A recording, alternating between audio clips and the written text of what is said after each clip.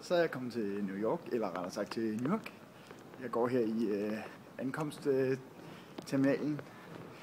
Og hvis man kigger den her vej, nu drejer jeg lige herover, og så vender jeg lige kameraet.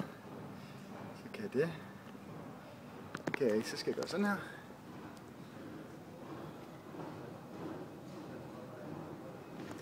Ja, men jeg skulle nok ikke se det. Nå, men anyway, der kan man se Skyline Manhattan herfra. Nu skal jeg ned og hente bagagen, så skal jeg lige over på hotellet. Og ups, der var et rullebånd, der kørte her.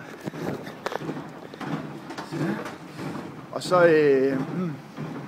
som man kan se ud her, så er der rimelig godt vejr. Der er, ja, det skal nok passe med omkring 20 grader. Det var 56 Fahrenheit. Det svarer cirka til en 19-20 grader. Og høj sol, blå himmel. Ja tak, lige præcis. Så det var godt. Det var det min discountrejse.